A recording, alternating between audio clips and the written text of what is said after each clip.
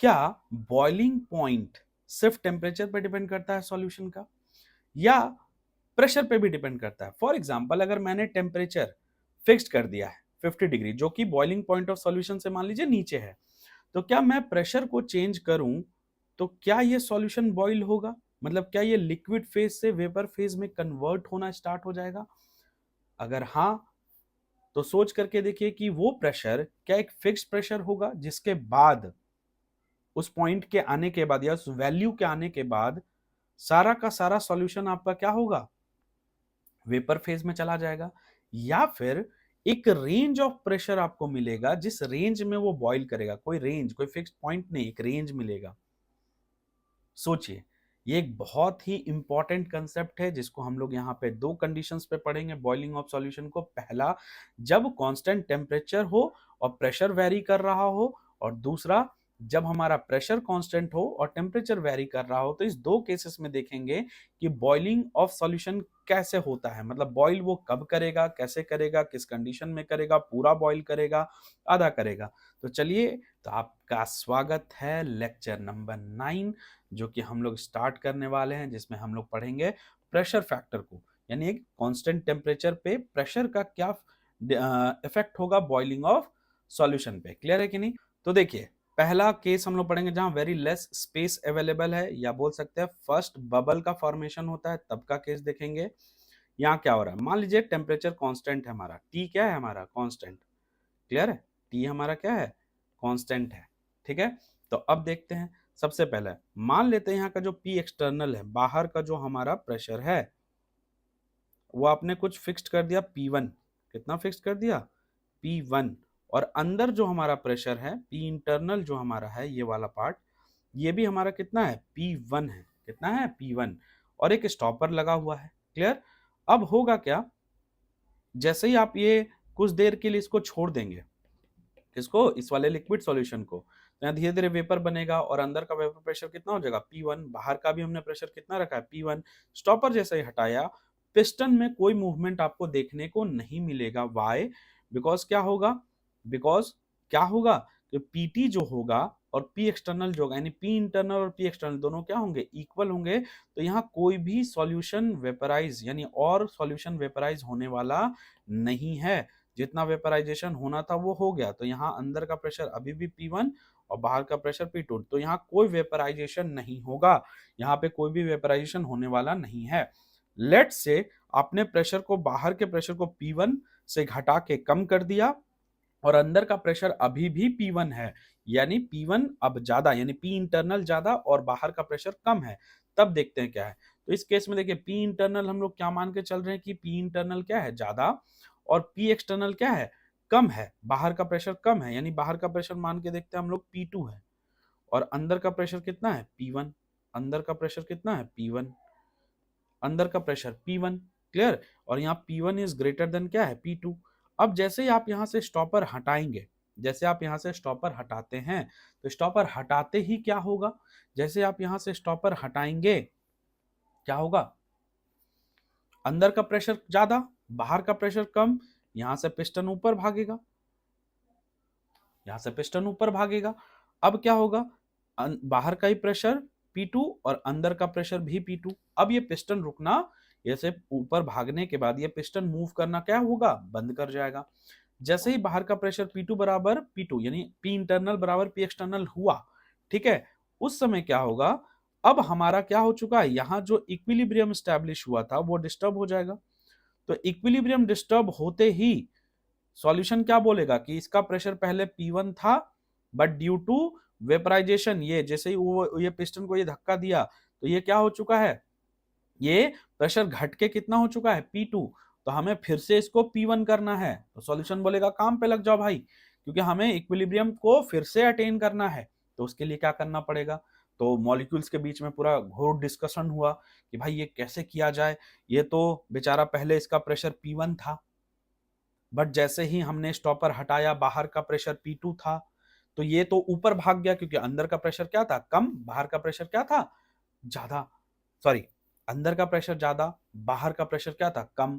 तो ये पिस्टन ऊपर की ओर गया, ऊपर की ओर गया तो भैया अंदर का जो प्रेशर है वो घट गया और बाहर के प्रेशर के बराबर हो गया। तो अब क्या करें, इक्विलिब्रियम तो डिस्टर्ब हो गया। तो अंदर के वाटर मॉलिक्यूल्स या सॉल्यूशन के मॉलिक्यूल्स के बीच में डिस्कशन हुआ कि हाँ अब हमें क्या करना है, प्रेशर बढ़ाना है। तो बोला प्रेशर कैसे बढ़ाया जाए, तो बोला प्रेशर को एक ही तरीका है बढ़ाने का, वो है हमें और वेपर्स बनाने पड़ेंगे। तो बोला भैया और वेपर्स बनेगा कैसे, तो बोला कि देख भाई हमारे पास लिक्विड फेज है, अगर हम कुछ पार्टिकल्स वेपराइज हो जाएं तो और वेपर्स बनेगा, और वेपर्स बनेगा तो क्या होगा, और वेपर प्रेशर लगेगा, और पुराना प्रेशर हमें क्या होगा, मिल जाएगा। तो ये और वेपराइज होना शुरू हुए। तो अब ये P2 से प्रेशर धीरे धीरे धीरे धीरे बढ़ना स्टार्ट हुआ, इंक्रीज होना शुरू हुआ P2 से, क्लियर। और वो P1 को अप्रोच करने लग गए, लेकिन ये P1 नहीं हो पाएगा। क्यों, प्योर लिक्विड में हो जाता, बट ये सॉल्यूशन है, यहाँ नहीं हो पाएगा। क्यों, हमें पता है जैसे ही ये वेपराइज होता है सॉल्यूशन, सॉल्यूशन के वेपराइजेशन होते ही ये जो हमारा प्रेशर है वो घट जाता है, यानी कॉम्पोजिशन के, अगर लिक्विड फेज का कॉम्पोजिशन चेंज हुआ तो वेपर प्रेशर भी चेंज हो जाता है सॉल्यूशन के लिए, पहले ही पढ़ा चुका हूं मैं। तो ये P1 के पास पहुंच तो जाएगा, लेकिन एग्जैक्टली P1 नहीं हो पाएगा, P1 से स्लाइटली लेस होगा। और उस समय क्या होगा, ये P1 से क्या होगा, स्लाइटली लेस हो जाएगा। जैसे ये P1 से स्लाइटली लेस होगा, सोच करके देखिए, P1 से स्लाइटली लेस है और ऊपर बाहर अभी भी P2 ही है, तो अभी भी क्या है, यहाँ P इंटरनल क्या है, ज्यादा, और P एक्सटर्नल क्या है, कम, अभी भी। तो फिर क्या होगा, तो फिर बोलेगा भैया हम तो ज्यादा हैं, बाहर का प्रेशर कम है, फिर ये इस पे प्रेशर लगाएगा, फिर पिस्टन और ऊपर भागेगा, फिर से ये P2 के बराबर हो जाएगा, बाहर का ही प्रेशर और अंदर का प्रेशर फिर से P2, बाहर का भी P2। फिर सॉल्यूशन में क्या बात चलेगी, भैया हमारा पहला प्रेशर P1 से स्लाइटली लेस था, बट ये फिर से ये इसने पिस्टन को ऊपर किया, इसने फिर से अपना प्रेशर कम कर लिया, और इसने फिर से अगर अपना प्रेशर कम कर दिया तो हमारी जिम्मेदारी बनती है कि इक्विलिब्रियम क्या है, डिस्टर्ब हुआ है, तो लिक्विड फेज के बीच मॉलिक्यूल्स के बीच में फिर से डिस्कशन होगा, क्या, कि हमें क्या करना है, प्रेशर को फिर से P1 से स्लाइटली लेस लेकर के आना है। फिर ये कैसे होगा, तो फिर और वाटर मॉलिक्यूल्स क्या होंगे, वेपराइज होंगे, और वाटर मॉलिक्यूल जब वेपराइज होंगे तो फिर से क्या होगा, वेपर प्रेशर बढ़ेगा, फिर ये वेपर ऊपर जाएगा, अब P2 बराबर फिर से P2 होगा, फिर यही प्रोसेस बार बार रिपीट होगा, और एक टाइम जो होगा जब ये P2 बराबर P2 हो जाएगा और वेपराइजेशन ऑफ वेपर नहीं होगा। क्लियर है कि नहीं, लेकिन ये कब तक होगा, तो जब तक ये तब P2 बराबर P2 ना आ जाए, लास्ट में ये ऐसा हो जाएगा कि P2 बराबर P2 एग्जैक्ट हो जाएगा, तब ये रुक जाएगा, कुछ अभी भी लिक्विड में होंगे और कुछ अभी भी वेपर में होंगे। क्लियर है कि नहीं, नेक्स्ट केस पे चलते हैं। मान लीजिए आपने P एक्सटर्नल को कितना कर दिया, P3, जो कि P2 से भी कम है, और कम कर दिया आपने। यानी अगर आप चाहते हैं कि आपका पूरा का पूरा लिक्विड वेपराइज हो जाए, सबके सब वेपर फेज में चले जाए, तो P एक्सटर्नल को आपको घटाना पड़ेगा, बाहर के प्रेशर को घटाना पड़ेगा। क्लियर है कि नहीं, इन प्रीवियस क्वेश्चन या प्रीवियस टॉपिक हम देखो P एक्सटर्नल कितना है, P3, तो सिर्फ लास्ट ड्रॉप ही बचेगा, और जब लास्ट ड्रॉप बचेगा तो क्या होगा, ध्यान से देखिए, मान ने P3 कर दिया, अब यहाँ लास्ट ड्रॉप है, ये क्या है, लास्ट ड्रॉप है।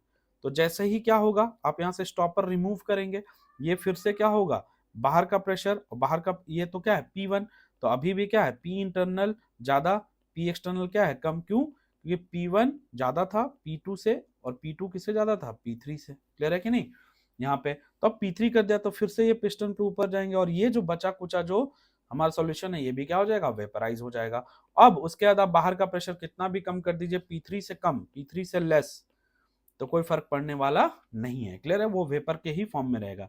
यानी यहाँ क्या समझे, कि मान लीजिए प्रेशर P1 है और अंदर का ही प्रेशर P1 है, तो P1 एक ऐसा पॉइंट है जहां सिर्फ और सिर्फ यहाँ क्या एग्जिस्ट कर रहा है, ओनली लिक्विड एग्जिस्ट कर रहा है। सॉल्यूशन किस फॉर्म में एग्जिस्ट कर रहा है, ओनली लिक्विड। क्लियर, और अगर हमारा प्रेशर P2 है जो कि P1 से कम है, तो यहाँ पे दोनों लिक्विड प्लस गैस एग्जिस्ट कर रहा है। क्लियर है, और हमारा अगर प्रेशर कितना है, P3 है, कितना है, P3 है, जो कि क्या है हमारा P2 से भी कम है, तो भी यहाँ पे क्या है, एक लास्ट ड्रॉप और प्लस वेपर दोनों ही एग्जिस्ट कर रहे हैं। क्लियर है कि नहीं, लेकिन जैसे ही आपने P3 से भी प्रेशर कम किया तो क्या होगा, अब यहाँ पे सिर्फ और सिर्फ गैस एग्जिस्ट करेगा।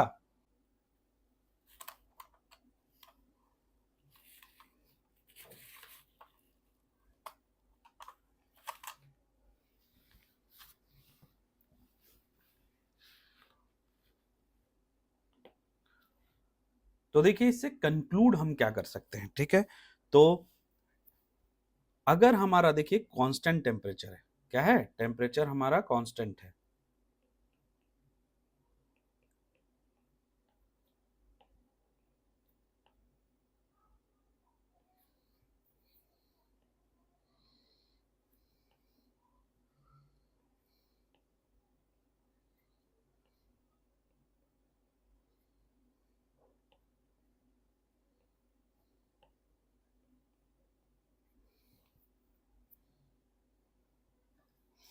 तो देखिए इससे हम लोग कंक्लूड क्या कर सकते हैं, ठीक है।